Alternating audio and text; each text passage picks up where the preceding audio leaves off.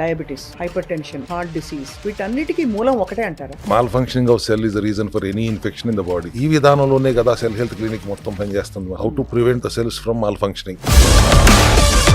ఎక్కడికో వెళ్తాం, వాళ్ళు ఏదో భోజనం పెడతాం, తినకుండా ఉండడం తినేస్తాం. దీని ఎఫెక్ట్ పూర్తిగా తగ్గిపోతుందా? ఒకప్పట్లాగా బంతి భోజనాలు లేవు, బఫే భోజనాలు. You can choose that items and be selective in your platter. That's one advantage we have today. Hello and welcome to the cell health series episode 11. పూర్వం ఎప్పుడో చెప్పేవారు ఋషులు మునులు 100 ఏళ్ళు 110 ఏళ్ళు బతికేవారని చెప్పి. తర్వాత కమ్యూనికబుల్ డిసీజెస్ ఎరా వచ్చేసి వ్యాధులు ఒకరి నుంచి ఒకరికి సంక్రమించేవి బాగా పెరిగిపోయాయి. ఇప్పుడు ఈ తరంలో చూస్తే మాత్రం 60-70 సంవత్సరాలు 80 ఏళ్ళు బతుకుతున్న వాళ్ళకు కూడా 30వ ఏట నుంచే రకరకాల ఆరోగ్య సమస్యలు, డయాబెటీస్, హార్ట్ డిసీజ్, ఇంకా క్యాన్సర్ లాంటి తీవ్రమైన రోగాలు, ఇంకా చెప్పుకోవాల్సింటే చాలా లైఫ్ స్టైల్ డిజార్డర్స్ వచ్చేసాయి. ఇవాళ వన్స్ అగైన్ సెల్ హెల్త్ సిరీస్లో వీటన్నిటికీ మూల కారణం ఏమిటి, వాటి పరిష్కారాలు ఏంటి కూడా తెలుసుకునే ప్రయత్నం చేయబోతున్నాం. ఇవాళ we have with us founder of Cell Health Clinics doctor Chinta Ravikumar గారు. ఆల్రెడీ చాలా ఎపిసోడ్స్లో మనకి సప్లిమెంట్స్తో పాటు చాలా విషయాలు చెప్పుకుంటూ వచ్చారు. వన్స్ అగైన్ ఇవాళ గుర్తు చేయడానికి మంచి విషయాలు. Sir welcome. సార్ మీరు కూడా చిక్కారు అంటే ఇంతకుముందు లావయ్యారని కాదు sir, but compare to earlier I think మీరు కూడా కొన్ని ప్రోటోకాల్స్ ఫాలో అవుతున్నారు ఇంకా బాగా అని అనిపిస్తుంది. మధ్యలో 21 days ప్రోటోకాల్లో ఉంటాను. అవును, కొద్దిగా టీట్ గా ఉందనుకుంటే ఏమంటే 21 days ప్రోటోకాల్లోకి వచ్చేస్తే మళ్ళీ 1 or 2 kgs మళ్ళీ సెటరేట్ అయిపోతా ఉంటాం. సో ఈ ప్రోటోకాల్ అనేది ప్రతి జీవికి ప్రతి మనిషికి అవసరం అంటారా సార్? ప్రివెంటివ్ హెల్త్ కేర్ దిశగా ప్రయాణం చేయాలంటే ప్రతి ఒక్కళ్ళకి ఈ ప్రోటోకాల్ తప్పనిసరిగా అవసరం. ఎందుకంటే యాంటీ ఆక్సిడెంట్స్ లేకపోతే ఫ్రీ రాడికల్స్ తో యుద్ధం జరగదు. ఆక్సిడేటివ్ స్ట్రెస్ వస్తుంది. బయట ఎట్లాగూ మీరు వ్యవహారికమైన లౌకికమైన స్ట్రెస్లు పడతానే ఉన్నారు. లోపల మళ్ళీ ఆక్సిడేటివ్ స్ట్రెస్ కూడా కారణం అయిందంటే అనారోగ్య పాలన పడతాం ఖాయం. దానికి కావాల్సిన మైక్రోన్యూట్రియంట్స్ అందట్లేదు. సో అందాల్సిన మైక్రోన్యూట్రియంట్స్ అందించుతూ అందరూ తింటున్న చెత్త వలన గట్ ఇబ్బంది పడతాం అని కాబట్టి గట్ ని డీటాక్స్ చేస్తూ బాడీని డీటాక్స్ చేస్తూ అవసరమైన mineral supplements, vitamin supplements, enzyme supplements ఇవ్వకపోతే ఎప్పటికైనా అనారోగ్య పాలన పడాల్సిందే. అట్లా కాకుండా ఉండాలని మనం ఆ సెల్ ఎసెన్షియల్ కిట్ అని పెట్టి మనం ఈ యాంటీ ఆక్సిడెంట్స్ ని, గట్ క్లీన్ పౌడర్ ని డీటాక్స్ చేయడానికి కావాల్సిన CCL ఆయిల్ ని ఇట్లా కాంబినేషన్ లో ఒక కిట్ తయారు చేసి ఆ కిట్ వాడుకోండి. లో కార్బ్ మీల్ ఒక 42 రోజుల పాటు చేయండి. So that everything will get come under the మనం పర్ఫెక్ట్ సిచ్యువేషన్ లో వస్తుంది కాబట్టి హెల్దీగా ఉంటారు. సంవత్సరానికి ఒక్కసారిగా నేను చేయమంటుంది 42 రోజులు. వచ్చిన తర్వాత 100 రోజులు 120 రోజులు కష్టపడి చాలా ఇబ్బందులతో చేసే బదులు హాయిగా ఒక 42 రోజుల పాటు ప్రివెంటివ్ హెల్త్ కేర్ దిశగా వెళ్తే ఎటువంటి అనారోగ్య బారిన పడకుండా ఉండటానికి అవకాశాలు చాలా ఎక్కువ ఉంటాయి. సార్ ఇప్పుడు నేను అన్ని డిసీజెస్ గురించి చెప్పాను, మనకి ఒక్కొక్కటి స్టార్ట్ చేద్దాం. Diabetes, hyper tension, heart disease, psoriasis లాంటి స్కిన్ కండిషన్స్, ఇంకా చెప్పాలంటే మనకి క్యాన్సర్ లాంటి ఇంకా సివియర్ లైఫ్ థ్రెటనింగ్ ఇల్నెసెస్, వీటన్నిటికీ మూలం ఒకటే అంటారా? ఉన్నది ఒకటే జబ్బు అని నేను 10 ఎపిసోడ్ల కింద నుంచి చెప్తున్నాను. కణం తప్పు చేయటం. Mall functioning of cell is the reason for any infection in the body.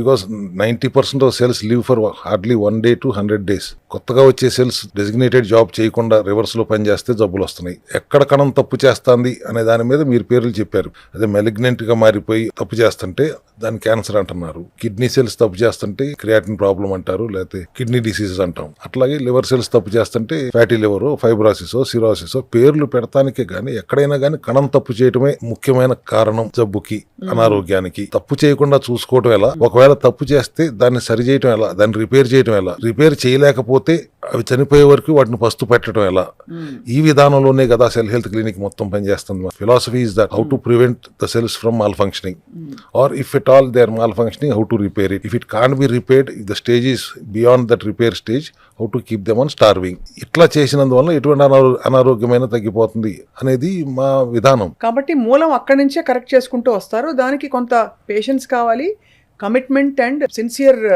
Discipline అయితే అవసరం కదా సార్? ఖచ్చితంగా అవసరం. డిసిప్లిన్ అవసరం అనే భయంతోనే కదా వాళ్ళు మా దగ్గరికి రావడానికి కొద్దిగా ఆలోచిస్తున్నారు. అలోపతికి వెళ్తే ఆ నిమిషానికి సిమ్టమ్ అడ్రస్ చేసేస్తారు. ఆ నొప్పి వచ్చింది, తగ్గిపోయింది, వెళ్ళిపోయి మీ పనులు మీరు చేసేసుకుంటారు. ముదిరిన తర్వాత అప్పుడు అయ్యో ముందే జాగ్రత్త పడాల్సింది కదా అనుకునే బదులు ముందు నుంచే జాగ్రత్త పడితే. అల్లోపతి అంటేనే ఐఎమ్ నాట్ అగేన్స్ట్ ఎనీ పతి here. Symptom addressing organ disorders కి సిమ్టమ్ అడ్రస్ చేస్తుంది. ఎమర్జెన్సీకి అల్లోపతికి వెళ్ళాలి. అల్లోపతికి వెళ్ళనివ్వకుండా చూడటం ఎలా అనేదే సెల్ హెల్త్ విధానం. Correct. Nothing against them. We want to save people to go to that extent of emergencies.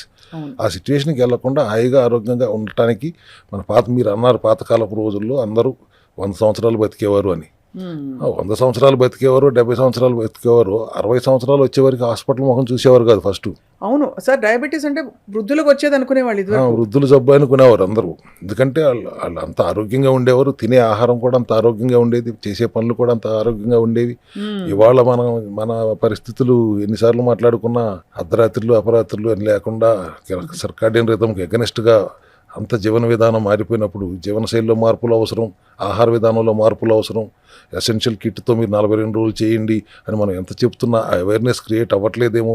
ఆ అవేర్నెస్ క్రియేట్ చేయాలనే మా ఉద్దేశం, కానీ ఎవరిని విమర్శించాలని కానీ ప్రజలను కూడా విమర్శించాలని కాదు. ఆ అవేర్నెస్ క్రియేట్ చేస్తే కొంతమంది అయినా అర్థం చేసుకుని మారతారేమోనని నా ఆశ. సార్ ఇప్పుడు మీరు 42 రోజులు ఇది చెప్పారు, ఈ రెజిమెంట్ ఒకటి పాటించాలని చెప్పి.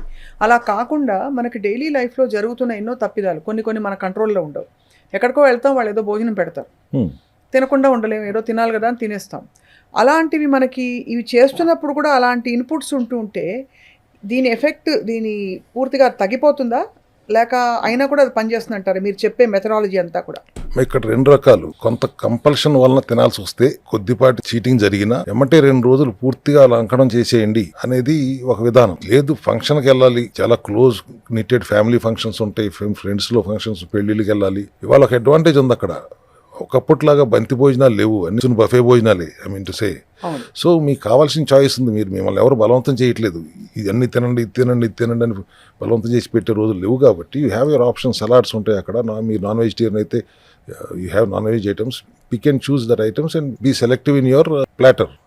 That's one advantage we have today. Although ఆ విధానాన్ని నేను సమర్థించను, కానీ హాయిగా పాత రోజుల్లో కూర్చోబెట్టి మర్యాదగా వడ్డించుకున్న రోజులు పోయినాయి ఇవాళ. But this is another way, a blessing in disguise for the people who are in the diet protocol.